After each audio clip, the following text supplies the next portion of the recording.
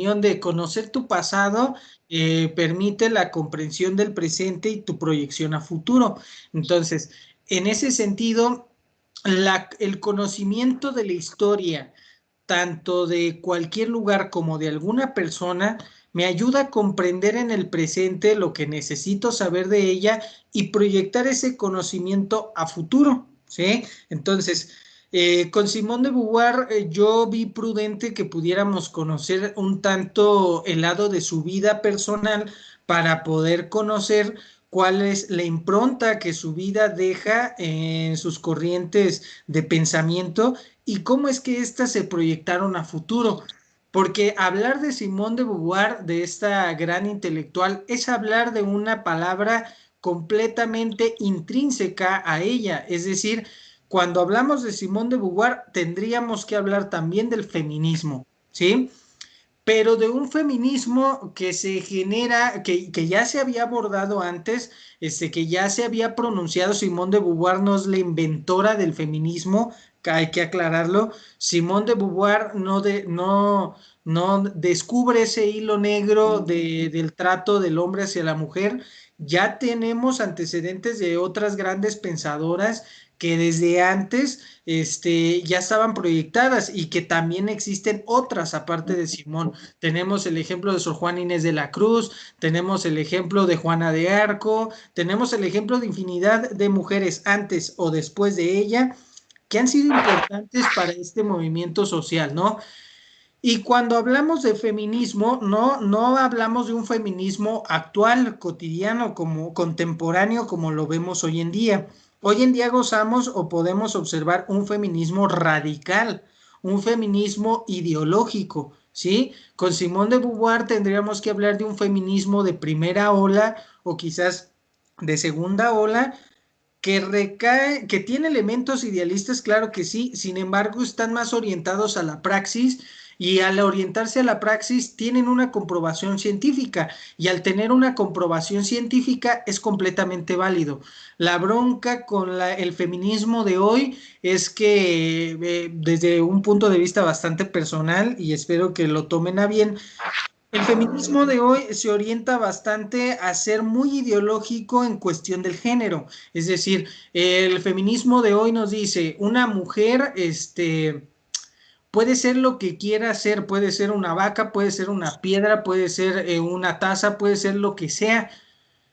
Y este idealismo que corrompe por completo con la ontología, con esa concepción científica de lo que somos los seres humanos y de lo que por ende es la mujer como un género asexuado, eso es algo que no se puede, lo contrario que piensan las feministas contemporáneas de hoy en día, rompe por completo con una especie de comprobación científica y al no tener comprobación científica, pues no pudiera ser válido, ¿sí? Es decir, el que hoy nos vendan la idea de que un hombre, una mujer puede ser lo que sea por el simple hecho de que piense lo que quiera pensar, es algo que no podemos rayar en la exageración y en la subjetividad, porque entonces demeritamos algunas ciencias como la psicología, como la bioquímica, como la psicopatología, como lo que es el estudio del ADN, es decir, demeritamos muchos estudios y muchas ramas científicas que estudian el origen del hombre y que estudian la concepción del hombre por simplemente una consideración cargada de algo demasiado idealista. Entonces, cuando hablamos de feminismo con Simone de Beauvoir, no estamos hablando del feminismo contemporáneo, más adelante lo vamos a ver, ¿no?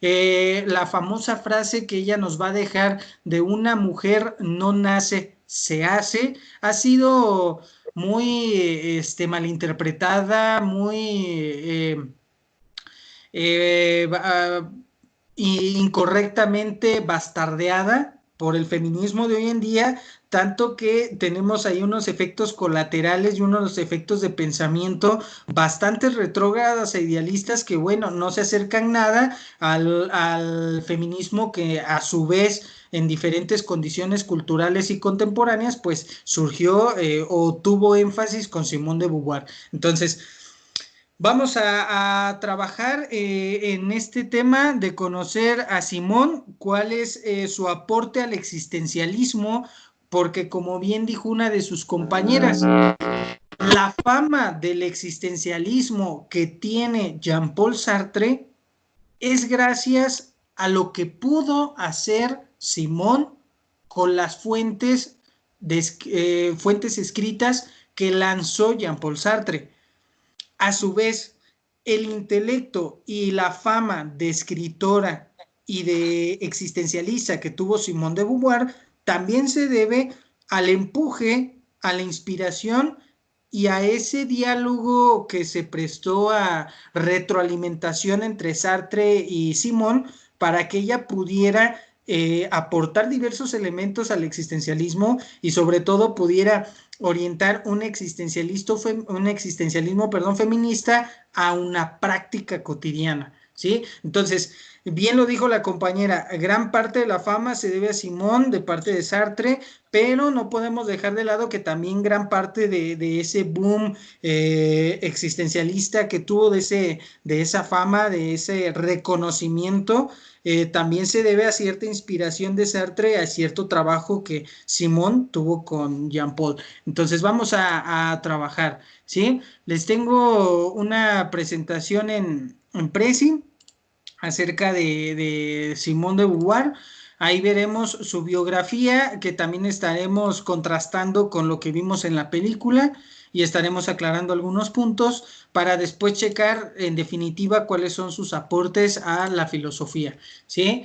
Es bastante interesante revisar algunos datos de su vida que perfilan precisamente lo que será Simón a futuro y que la marcan bastante en cuestión a lo que ella vive y a lo que ella nos puede ofrecer como pensamiento, ¿sí? Eh, vamos a ver. Vamos a esperar que cargue. Listo. Ya está. Bien, entonces vamos a comenzar. Su existencialismo, claro que sí, deja su huella en el existencialismo, pero muy orientado al ámbito feminista y que, ojo, no tiene nada de malo, sin embargo es muy particular por lo que se estaba viviendo en Francia en esos años. Entonces, es algo bastante especial y que hay que revisar en Simón para poder observar cómo es que ese feminismo se sustenta en el existencialismo. Esto es bastante interesante porque creo que uno de los puntos que la hace a Simón una mujer muy, pero muy intelectual, muy inteligente, una mujer genio, es haber orientado una corriente filosófica a la práctica, ¿sí? Porque a diferencia de grandes como Heidegger y como Sartre y como Foucault, entre otros, todos se quedan en un modelo de conocimiento, en un modelo de pensamiento que sí está orientado a la praxis, pero no se manifiesta en la praxis, es decir, no se manifiesta en la práctica. Entonces, algo completamente genial y fenomenal de Simón es que ese existencialismo sí se notó en la sociedad y de forma bastante acentuada. Algunos otros, por ejemplo, Foucault, tuvieron que utilizar los trabajos o tuvieron que proyectarse a través Foucault de Jacques Lacan para poder observar sus postulados en las conductas del ser humano. Sin embargo, Simón no necesitó de algún otro gran intelectual para que se pudiera notar esa praxis de su existencialismo. Entonces, vamos a conocer primero algunos aspectos de su vida. A manera de comentario general, la vida de Simón es bastante especial y preponderante, es decir, tiene muchas altas y bajas que la hacen ser una mujer bastante inteligente. Eh, Ella demuestra el goce de los resultados que se pueden obtener de la existencia libertaria, es decir, ella muestra esos resultados que se pueden obtener del existencialismo, ¿sí? Nos dice, cualquier persona puede tener una libertad y a partir de ello reconocer sus propios proyectos y posibilidades. En este caso, ella intentó, y creo que lo hizo muy bien, que las mujeres comprendieran que precisamente la existencia también las aborda, ¿sí? También las contempla, también las toma en cuenta. Y las mujeres, yo siempre lo he dicho, las mujeres son mucho más inteligentes y tienen muchas más habilidades del hombre, que el hombre, perdón. Entonces, en ese sentido, ella pudo que las mujeres se creyeran todos los postulados que ella generó. Es decir, que ellas los entendieran, que ellas los comprendieran y que sobre todo lo reflejaran a través de su vida cotidiana. Es por eso que es fenomenal lo que ella realiza, ¿no? Entonces, esto es a manera general lo que yo pudiera comentar en su vida, pero vamos a ir parte por parte, ¿no? 9 de enero de 1908 nace Simone de Beauvoir, ¿sí? Nace en un sitio de París, ¿sí? No recuerdo el dato específicamente, pero nace en París. Ella es, tiene una descendencia familiar económicamente importante, ¿sí? Ella viene de una familia de políticos que en su momento tienen bastante dinero, ¿sí? Eh, Como tiene una vida bastante acomodada hasta cierta etapa de su crecimiento, ella recibe una educación al estilo burgués, ¿sí? La inscriben en monasterios para que sea educada por monjas, ¿sí? Entonces, ese tipo de educación en estos momentos, en 1900, en Francia, era bastante especial porque no es el tipo de educación que hoy las mujeres pudieran recibir de forma cotidiana. Antes a la mujer se le daba la oportunidad de leer, de conocer, de investigar, de analizar, pero el enfoque que iba a tener la educación de las mujeres era ser amas de casa y ser esposas de algún otro sujeto. Es decir, la enseñanza que pudieran recibir de cualquier institución o de cualquier escuela, de cualquier monasterio, háblese de cualquier instituto educativo, iba enfocado así, desarrollar a la mujer, pero con la finalidad de que fuera buena esposa, buena amante, buena ama de casa, buena madre y nada más, ¿ok?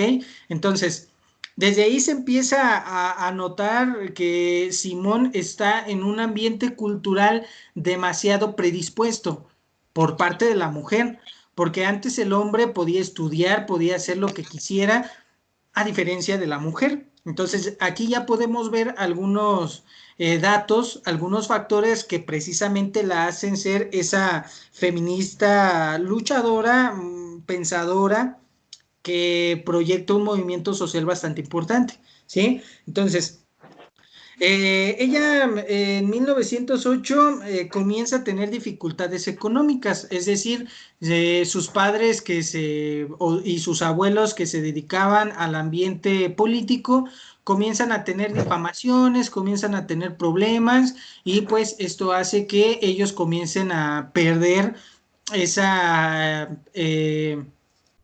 esa herencia, ese legado económico que debían de dejarle a la familia y que debían de dejarle por ende a Simón. Pero en 1900, esto tiene altas y bajas, a veces tienen crisis, después se recuperan, otra vez vuelven a tener crisis por parte de la familia de Simón, ¿ok? Eh, Cuando la mamá de Simón se casa con un sujeto también burgués, también altamente rico. Pero antes las mujeres tenían que casarse con un sujeto adinerado, una, para asegurar su futuro y dos, para compartir la riqueza de la mujer con el hombre. Entonces, ¿qué pasaba? Antes, imaginemos a sus padres, ¿no? Hablando con los padres de sus novios o de sus novias. ¿Sabe qué? Vamos a elaborar una boda preparada, es decir, en 7 años nuestros hijos se van a casar y por ende van a compartir la riqueza de ambas familias, es decir, todo el legado monetario que yo le dejé a mi hija, la mitad será para su hijo también y la mitad del legado económico de su hijo será para mi hija también. Entonces, esos eran los pactos, ¿sí? Los pactos que se tenían en esa Francia todavía de 1900. Bien, entonces, cuando los papás de Simón se casan, el papá, pues, al papá de Simón se le dio la promesa de que todo el poderío económico de la mamá se iba a pasar a las manos de él y viceversa. La bronca es que cuando se casan, después de casarse, tienen una crisis económica que las deja a la mamá de Simón en bancarrota. Entonces, el papá genera un resentimiento que es transportado a Simón porque lo prometido nunca llegó. Entonces esto siempre se lo achaca en la juventud y en la niñez de Simón. Bien, en 1920 nos dice aquí este apartado, enfrentan una nueva crisis financiera, ya estando en unión los papás de Simón y Simón ya nacida. Esta crisis donde sale a relucir el hecho de que el papá le reprocha a la mamá que si ella hubiera tenido dinero no hubieran caído en esa crisis, hace que Simón comience a formar la idea de que ella no quiere eso que la mamá está enfrentando, eso que la mamá está pasando. Entonces, en prácticamente su niñez, su infancia, casi adolescencia, le llega muy pronto a Simón esa idea de que ella va a renunciar al matrimonio, va a rechazar la maternidad y va a autorrealizarse ella misma, ¿sí? Como a través de el oficio de profesora. Entonces, esto es algo completamente anormal en una mujer, porque las mujeres de ese entonces, repito, ya estaban diseñadas y proyectadas hacia cierto estereotipo social, ¿sí? Entonces, ella rompe con ese estereotipo desde niña y se comienza a ver porque ella cuando entra al bachillerato y entra a estudiar la carrera de filosofía, ella adquiere normas y costumbres que no cualquier mujer pudiera haber adoptado y eso es por ello es que su brillantez se desarrolla bastante bien. Entonces, ella estudia en la facultad de la Sorbonne, estudia filosofía, ¿sí? Después de que sale del bachillerato, ella comienza a estudiar filosofía. Ella aquí en esta universidad realiza diversas actividades, pero sobre todo forja su propia identidad, una identidad bastante sólida y bastante inteligente, intelectual, por así decirlo. Mientras ella estudia, ella descubre que tiene una pasión por el estudio y la reflexión, y también descubre que puede obtener una red sólida de amistades que la ayuden a desarrollar su intelecto. ¿Por qué? Porque ella al destacar demasiado llama la atención también de aquellos que han destacado. Entonces, hace un círculo de amigos intelectuales que le ayudan a pulir esas habilidades de pensamiento y de conocimiento que benefician bastante bien a Simón, ¿ok? Entonces, cuando ella está estudiando la universidad, pues obviamente conoce a Sartre, ¿sí? Y es importante mencionar a Sartre, no caer en la exageración de pronunciar mucho la relación que tiene con Sartre, pero que sin duda es bastante importante para su desarrollo intelectual y su desarrollo personal, ¿sí? Porque yo creo que si Sartre, y ya lo vimos con Nelson en la película, ¿no? Nelson era un sujeto que le decía a Simón, cásate conmigo, ¿sí? Quédate en Estados Unidos y sé la mujer de mi casa. Creo que si Sartre le hubiera mencionado lo mismo, pues tampoco lo hubiera aceptado. Entonces, Sartre en ese momento de generar un contrato de amores necesarios y contingentes, pues le da prácticamente libertad a Simón de seguir desarrollando su personalidad y su intelecto, ¿sí? Entonces, en ese desarrollo, en 1931, ella comienza a impartir clases en diferentes universidades. Una de ellas es Marsella, Rouen, entre algunas otras. Y esto quiere decir que ella iba de un sitio a otro, a los alrededores de París. Inicialmente ella no comienza a trabajar en el centro de París, comienza a trabajar en algunos sitios de toda Francia. ¿Por qué? Porque Sartre también estaba en ese entendido de explotar sus habilidades visitando otros sitios, teniendo una vida de intelectuales escritores y pues esto desencadenó que ellos estuvieran en varios lugares, ¿no? Entonces, ella destaca demasiado en la universidad y por ende entra a ser profesora. De hecho, ella cuando estudiaba, ella sola se hacía rigurosos programas de estudio. Leía 3 horas al día, hacía pausas, volvía a leer 3 horas, estudiaba algunos grandes filósofos como Nietzsche, Schopenhauer, Kant, y estudiaba desarrollaba sus habilidades de escritora, haciendo críticas hacia ciertas obras, siendo estudiante, aparte de las responsabilidades que esto confiere. Bien, entonces ella descubre que tiene cierto potencial en este sentido y lo explota demasiado bien. En 1936, cuando Sartre también decide instaurarse en París para estar con Simón, ella hace lo mismo y se hace profesora en el Instituto Molière. Cuando ya está Sartre instaurado, al igual que ella, en París, es decir, estar en un sitio donde ambos pueden interactuar y no pueden hacer lo que hacían antes de esperarse ciertos días para volverse a ver, es cuando se hace ese pacto de amor entre ellos dos y que permite la libertad de relaciones entre ambos, y esto es algo problemático de cierta manera para ella. ¿Por qué? Porque ella, al tener prácticamente carta libre, también comienza a explorar su heterosexualidad o su homosexualidad. Entonces, lo hace con alumnas del propio instituto, así como ustedes lo vieron en la película.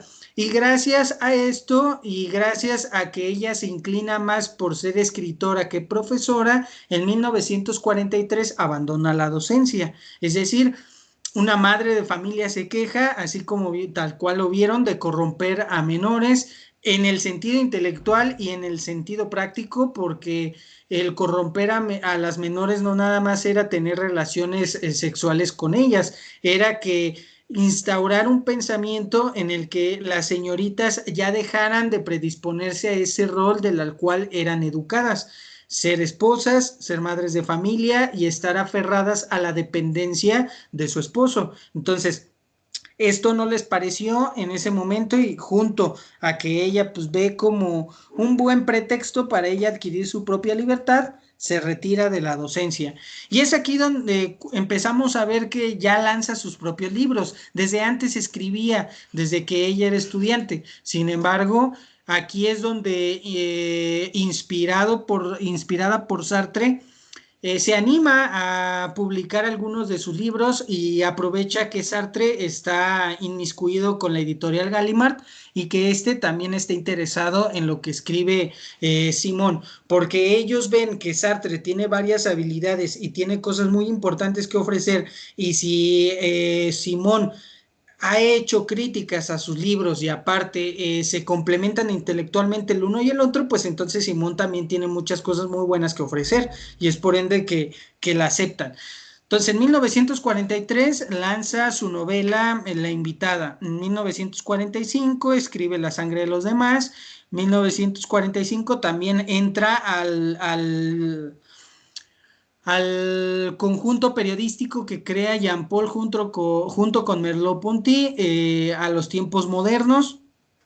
Ella entra como revisora, sí, pudiéramos llamarle como analista de todas las publicaciones del periódico, cosa que no era algo menor. O sea, ella tenía que revisar todo lo que los demás intelectuales plasmaban. Entonces, esto nos da a entender que el visto bueno de algunos artículos, como de Sartre, como de Camus, como de Merleau-Ponty, entre algunos otros grandes filósofos, ella los revisaba y ella decidía si eran buenos o no. Y el que ella tuviera que revisarlos y darles visto bueno no era algo sencillo, era algo bastante importante, porque si existía alguien con esa única capacidad de revisar lo hecho por grandes pensadores, era Simón, porque ella sobresalía también de toda esa comunidad intelectual que la rodeaba. Bien, entonces esto es bastante importante. En 1943 publica Todos los hombres son mortales, y aquí pues empieza a desplazar una serie de ideas que van forjando su estructura existencialista. Por ejemplo, en La Invitada, ella refleja el conflicto amoroso que tiene entre Sartre, una estudiante rusa llamada Olga, y ella misma, ¿sí? Entonces, esta catarsis comienza a proyectarla como una mujer que está envuelta en problemáticas, pero que va a actuar sobre esas problemáticas. En La sangre de los demás, ella aborda el temor y el éxodo que tuvieron los resistentes franceses durante la Segunda Guerra Mundial.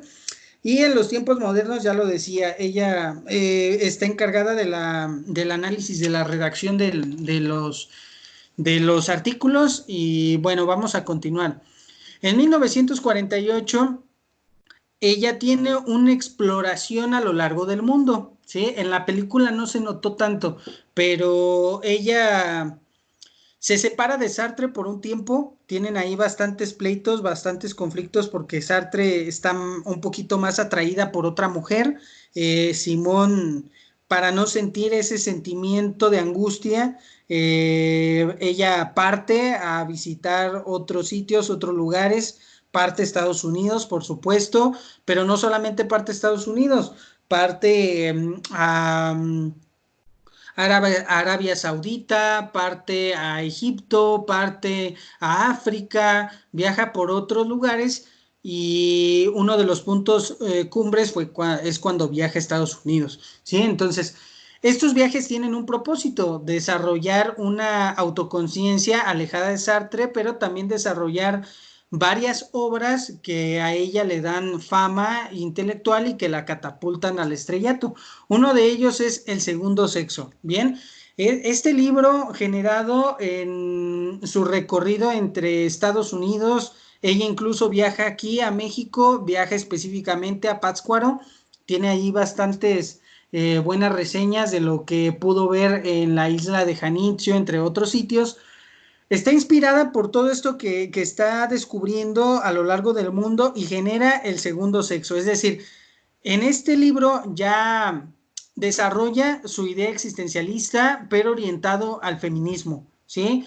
De hecho, cuando lanza este libro es muy criticado, es bastante criticado, porque aquí expone que precisamente la mujer no nace, se hace. Es decir, demuestra que la feminidad no es una concepción natural, ¿sí? Es decir, la mujer no ha nacido para ser dependiente del hombre, ¿bien? La mujer ha adquirido este rol gracias a las normas culturales que la embargan, ¿sí? Entonces es ahí donde se refuerza esta idea de una mujer no nace, se hace. Es decir, una mujer no nace para ser ama de casa, una mujer no nace para ser menospreciada por el hombre, para verla como un objeto, ¿sí?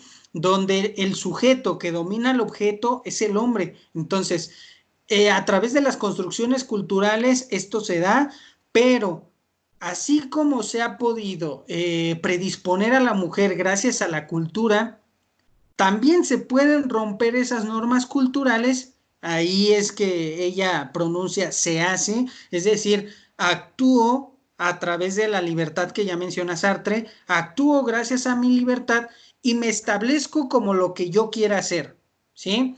Como una mujer bisexual, homosexual, como una mujer trabajadora, como una mujer sin compromiso al matrimonio, como una mujer sin compromiso al rol de ser mamá, como una mujer al compromiso de gozar su vida como cualquier otro hombre, un compromiso de poder llegar a hacer lo que ella quiere en cuestión laboral.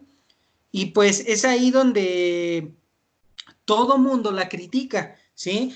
Porque estamos hablando de que Simón trata de romper estereotipos que el macho francés ha diseñado y ha instaurado en la propia sociedad. Entonces esto era apabullante, esto era algo de no creer, ¿sí? Incluso hay algunas críticas que le hacen grandes pensadores.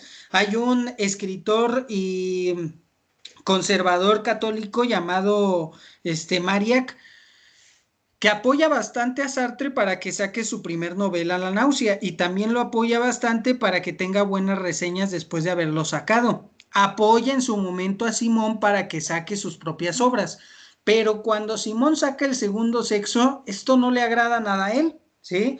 Y él hace un comentario pues bastante machista, ¿no? Porque él dice: he llegado a aprender bastante de la vagina de su patrona. Es decir, justo después de sacar este libro, esta reseña la hace Mariac, un importante escritor de ese momento, pero por ser conservador y extremadamente religioso, ve con malos ojos esto que hace Simón. Entonces, esta combinación de una mala reputación que se empieza a generar Simón, aunado a varios insultos demasiado machistas, al menos a ella no le quita el sueño, es decir, a ella no le espanta, porque ella en su momento ya lo sabía, porque así como su papá se sorprendió al conocer que Simón no quería hacer lo mismo que sus hermanas o que su hermana, ya había visto cuál era la reacción del hombre al saber que la mujer no se iba a dejar dominar por este macho francés. Entonces ella ya no le sorprendía este tipo de actitudes. E incluso Camus nos dice, es un insulto al macho francés cuando saca el segundo sexo. Y es ahí donde rompe relaciones con Simón. Al estar, ella también había sido invitada a publicar en Le Combat, este periódico de Camus, y pues se rompen relaciones con estos y ya no siguen, no sé, frecuentándose. Bien, entonces, en 1957, después de recorrer países latinoamericanos y europeos, ella se dedica junto con uno de sus otros amantes, un tipo llamado Lasman. Ella se dedica a recorrer Portugal, Estados Unidos, México, Túnez, Argelia, Marruecos, Costa de Marfil, Dakar, China, y después de recorrerlos, pero de romper con esa relación con Lasman, que es el único hombre que Simón aceptó vivir o que vivieran juntos, otra vez retoma su relación con Sartre, ¿sí? Entonces vuelve a recorrer, hace un segundo recorrido de todos estos lugares, pero ahora también van a sitios como Bamako, Costa de Marfil, Dakar, Corea, China, y en ese recorrido que era bastante típico de la vida de los escritores, es decir, el tener una vida sin freno, sin límites y altamente disfrutable, una vida que obviamente tenías que tener dinero para poder efectuarla. Aparte de hacer estos recorridos, ella observa cuál es la decadencia y cuál es prácticamente los resultados negativos del autoritarismo de gobiernos tiranos y de gobiernos totalitarios, autoritarios, pero sobre todo burgueses, ¿sí? Entonces, junto a Sartre, comienzan a notar que hay gente que está hundida en la miseria, que hay gente que está hundida en la pobreza, que hay gente que está muriendo de hambre, que hay gente que está careciendo de organismos políticos que la hagan liberarse y obtener beneficios. Y esto inspira el lado político de Simón para poder elaborar diversas obras que critiquen estos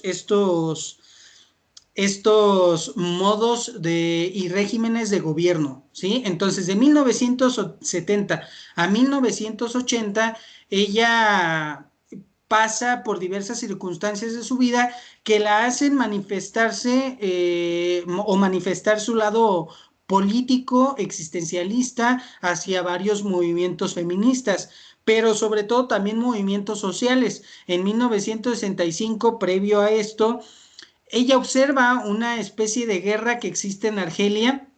No se nos olvide que ella también está inmersa en el Mayo francés y pues aporta a las comunidades más afectadas o a las comunidades intelectuales que están en lucha contra la supresión de los gobiernos tiranos, lucha orientada a manifestaciones y lucha en organización de planes políticos intelectuales para desarrollar normas de gobierno que acaben con este régimen tirano, ¿sí? Ella se siente junto a Sartre bastante atraídos por gobiernos completamente comunistas. Aquí tenemos esta foto donde se ve cómo están con Fidel Castro, un tipo que había instaurado una política comunista en Cuba y pues ellos ven con éxito cómo es que esos tipos de gobierno que han roto lazos con gobiernos tiranos, cuáles son los probables beneficios que esta ciudadanía tenga al respecto. Entonces, ellos nada más ven el lado bueno de este tipo de gobiernos comunistas, pero no están tanto tiempo en estos sitios como para darse cuenta de lo negativo. Entonces van con esa idea y es por eso que comienzan a propagar esta política comunista en la propia Francia a través de sus manifestaciones y a través de sus políticas intelectuales generadoras o creadas a través de estos sucesos que hay tanto en Argelia como en Francia, ¿sí? El 14 de abril de 1986, ella después de haber fundado este movimiento feminista, de haber sacado bastantes libros, bastantes obras de teatro, después de haber realizado diferentes obras, tener un sinfín de éxito, después de haber gozado de cierta forma la vida con Sartre, de haber experimentado con otras personas como con Nelson, como con Lassmann, algunas mujeres, entre algunas otras cuestiones, ella muere, ¿sí? De hecho, desde que Sartre muere, ella ya va hacia abajo. El hecho de que Sartre haya muerto la afecta muchísimo, era el amor de su vida, eso no hay que dejarlo de lado, ¿sí? De hecho, cuando Sartre muere, ella sufre un edema pulmonar, ¿sí? Que esto desencadena que este edema en un pulmón se propague a los dos pulmones y aunada a la cirrosis, ella tenga que morir, ¿sí? Pero ella le impactó y le cambió su salud de forma negativa ese suceso de que Sartre haya muerto antes que ella. Entonces, en sus últimos años, ella se dedica a apoyar, genera algunas autobiografías, pero ella se suma a las manifestaciones tanto de estudiantes franceses como de mujeres francesas y pues ella no quiere dar a entender que por su vejez ha perdido la batalla. Ella sigue estando en pie de lucha, pero pues lamentablemente muere, ¿no? La sepultan junto a Sartre y como ustedes lo vieron en la película, Nelson, este sujeto que le pidió que se casaran, les manda hacer un anillo de oro que une sus tumbas para hacer entender a la gente que a pesar de no haber contraído el matrimonio de forma directa, siempre estuvieron unidos tanto en alma como en espíritu, ¿sí?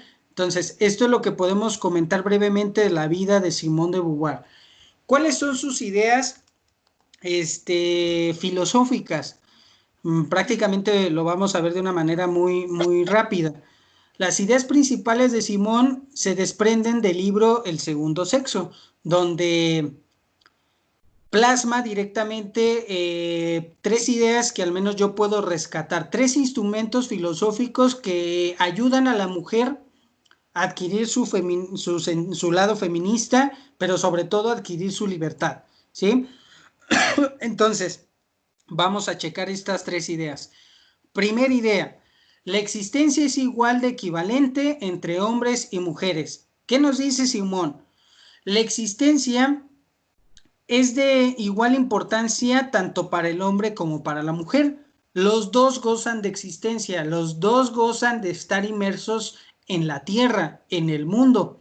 Y los dos gozar de existencia, gozan también de libertad. ¿Bien?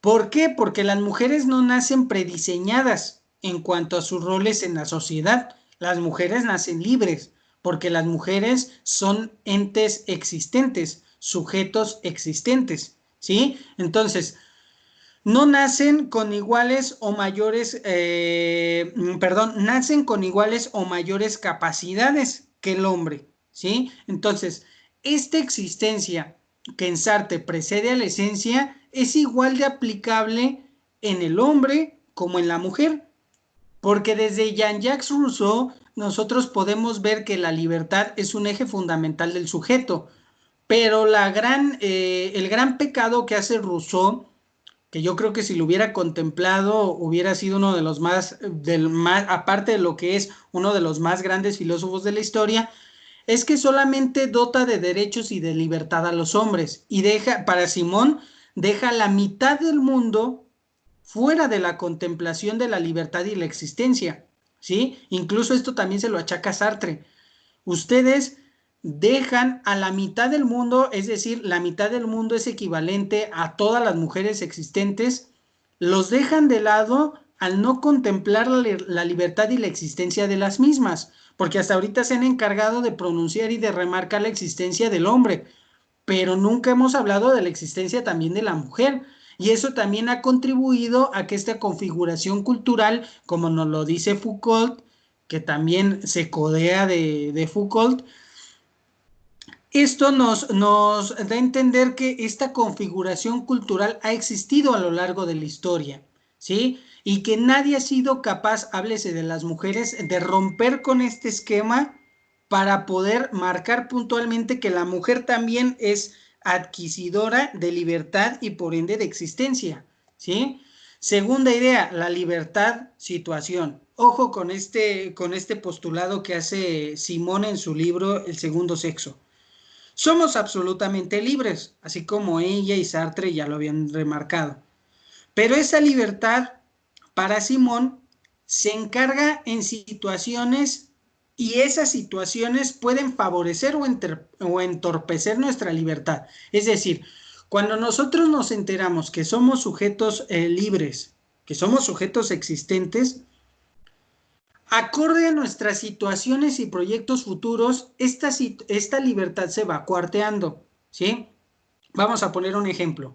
Supongamos que ahorita nuestras compañeras que están en la videollamada, ¿sí? Supongamos que quieren ejercer su libertad, pero cuando la situación, que ayer con otro de sus grupos lo comentaba, cuando la situación de que tus padres te están obligando, ¿sí? O que los recursos económicos que tienes te obligan a no adoptar ese proyecto que tú quieres ejecutar, es decir, si yo quiero ser profesor, pero mi papá, mi mamá me está obligando a ser doctor, esa es una situación, la ideología de los padres.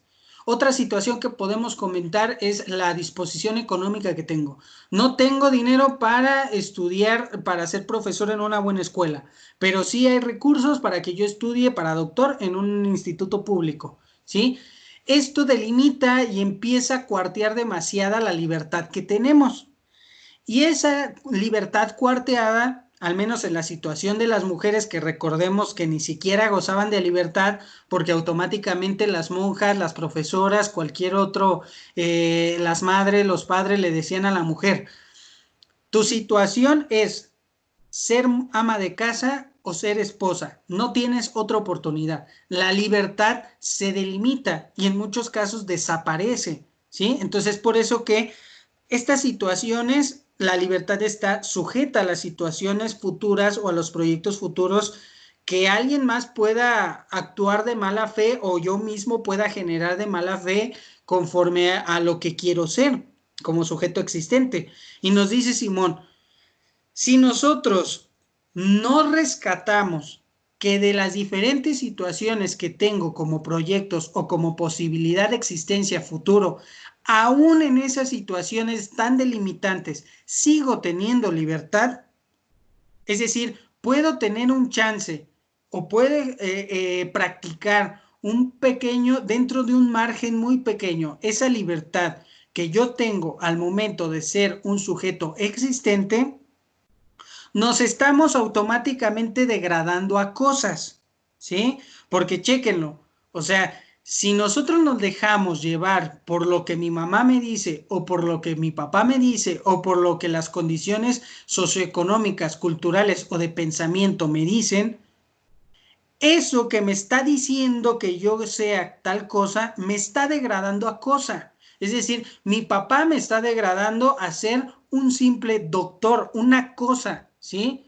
Un ente que tiene que cumplir con un rol profesional. No me está considerando como un sujeto libre y como un ser existente. Me está contemplando como cosa, ¿sí? Cuando las monjas, los padres, las mamás en la Francia de 1900 le decían a la mujer, vas a ser esposa, me estás degradando a cosa, al menos así lo ve Simón, se nos está, sobre todo a las mujeres, degradando a cosas, ¿sí? Cuando tú me dices, vas a ser únicamente mamá de los hijos que el hombre quiera tener a lo largo de su vida, me estás degradando a cosa. Y sobre todo, estamos aceptando ser degradados a cosas.